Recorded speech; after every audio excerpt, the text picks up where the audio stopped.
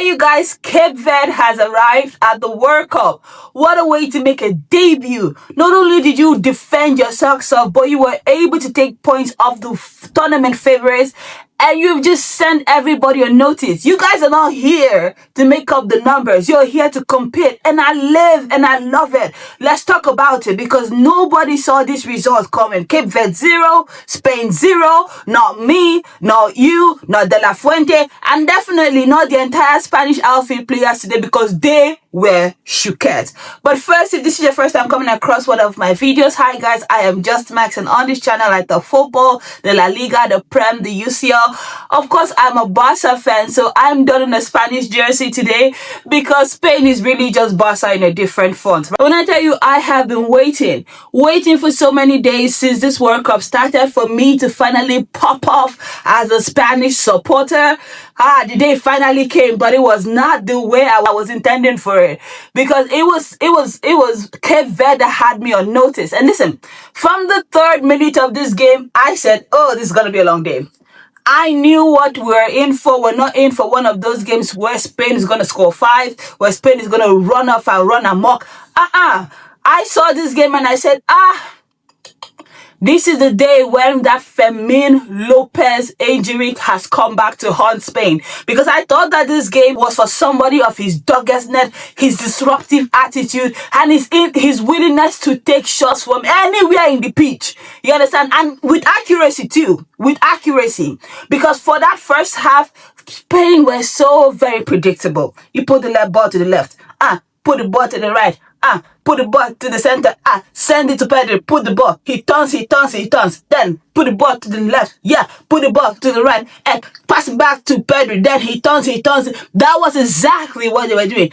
And it was so easy for Cape Verde to be like, okay, if that's what you're going to want to do, we're going to set up a nasty low block. And you guys are not going to be able to find passing channels. You're not going to be able to find your angles. And here is the mistake that this Spanish team kept on making. They wanted to score the perfect goal. They wanted to score the beautiful goal. They wanted to make it like, sometimes it doesn't have to be neat. It doesn't have to be great. It just has to go into the back of the net. And I wanted them to take more shots. And Pedri certainly took one, but he had no power behind it. But it just kind of speaks to everything that Cape Verde were doing right and everything that Spain was not doing. And I was like, okay, De La Fuente, do you actually watch Barca games? Because the way this team was set up, I don't think you do. I actually did not think you do watch Barca games. Because if you do watch Barca games, then riddle me this. What possessed you to start Pedri as an attacking midfielder in the 10? What possessed you to do that? Like, I don't understand. And then there's the issue of Gavi. I live and I love for Gavi. I'm happy to see him at the World Cup. He absolutely deserved after having a torrid time with injuries over the last 2 seasons. However, what possessed you to start Gavi in this game? And when the game was going, what possessed you to keep him on? Now, don't get it wrong. I know Gavi has stance. I know. Okay, he won some duels. He won some area duels. He won some recoveries. However, this team did not have traditional wingers, so we needed someone to be creative. Now, if you remember if you look at how when Lamine Yamal came onto the pitch, the gravity of Lamine Yamal is that 2-3 players were already going to him because they knew the danger he possessed. Whereas when Gavi and Cole were on the pitch, it was not necessary. Everybody was playing 1v1. So I'm sitting here thinking, this it's not what we need. It's not. Hey, Cucurella, congratulations on your Real Madrid move, but this was not it.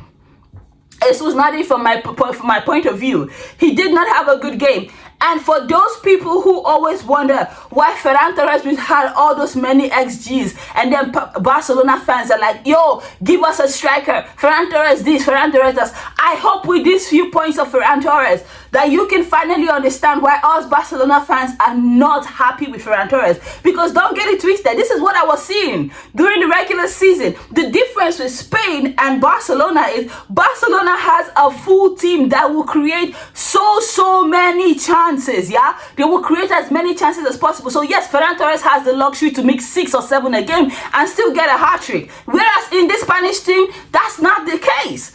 It's really not. So the 1-2 chances where Ferran Torres should have put the ball in the back of the net and he didn't has now come back to bite Spain in the back, because hey, now you are walking away with 1 point, whereas you should have been walking away with all 3. This is exactly what I suffer in the house of Ferran Torres every throughout this entire season, and this is why his goal tally does not impress me. I don't want a striker who is going to miss 7 out of 10 chances. I don't want a striker who's going to miss 8 out of 10 chances.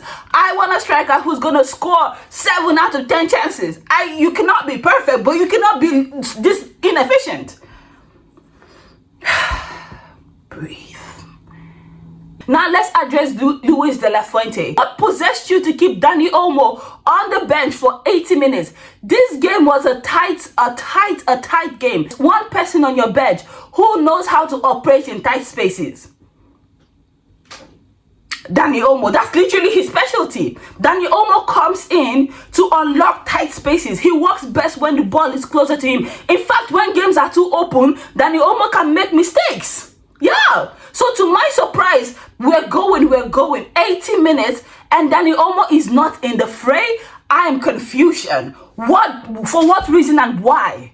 You know, why did you only give Dani Olmo 10 minutes? He should have come on the 58th minute at the very least, because that's the kind of impact that he could have made. He could have helped unlock this defense. Now, I'm not going to front you. When Lamine Yamal came on this match, I clutched my imaginary purse. Why? Because as a Barca fan, we've been told that he will not be ready until the second match at the very earliest. So to see him come up on 65th minute, I was like, oh my God, because this is not the agreement. My Rolls Royce is about to be driven out of the mechanic lot without him being fully patched. But I have to say, Lamine Yamal with one leg is still better than everything we saw in the first half, because immediately he came on, the energy shifted. There was dynamism. You could see the respect that Cape Verde had for Lamine Yamal, that they had to put 2-3 bodies on him. And that speaks to and that allowed other players to be able to create. There were more chances because it means that 2 or 3 other people were free. Anyway, De La Fuente, this formation was not it.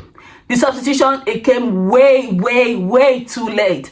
And Spain were looking very predictable. Let's now talk about Cape Verde, because boy, what a way to debut. This is your story. You are here.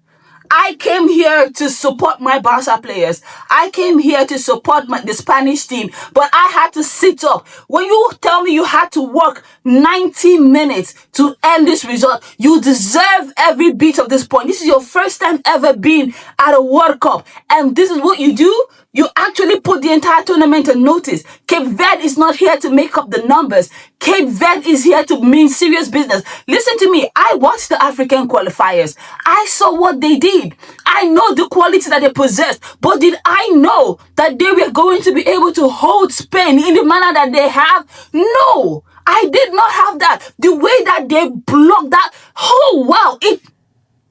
It felt to me, to some degree, as if I was watching Getafe versus Barcelona. Yeah, that's a very good comparison, I would say. Because if you look at the statistics, compared to the passes that Spain had 764 passes this entire game, whereas Cape Verde had 275 passes. Just barely 26% of the ball possession, which means to tell you that they had to lock in.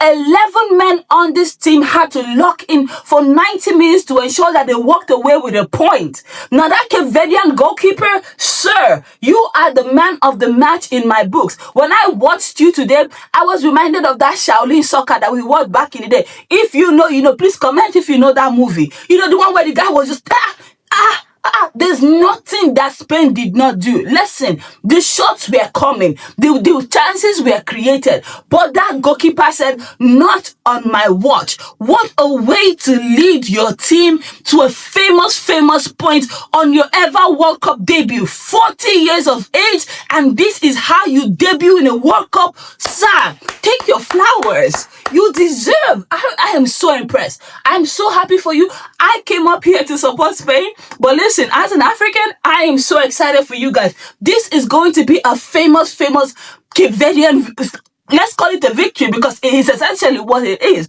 I mean, 23 shots created for Spain, 8 on target, and 0 scored.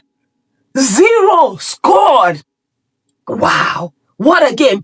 But yeah, you guys have dropped points now, and it's now looking very serious. It's like you have to go ahead now and win against Uruguay and Saudi Arabia, or else we might be looking at a plane ticket back home. And what a shame it will be, because I came in here looking to, see you guys play Argentina in the finals, but this was not the start I was looking forward to or expecting at all. But anyway, that has been it for me. What an exciting game. Congratulations to Cape Verde. The way you guys have opened the game, laid down the gauntlet to the Spanish team, and of course the entire tournament. You guys did that. Man of the match for me is the Cape Verdean goalkeeper, and of course the entire Cape Verdean team for their sensational defense. Luis de la Fuente, I am side-eyeing you. But let me know what you thought about this game in the comment section. And as always, please remember to like, subscribe, and give me a comment. I'm trying to grow this channel here. But until next time, bye guys.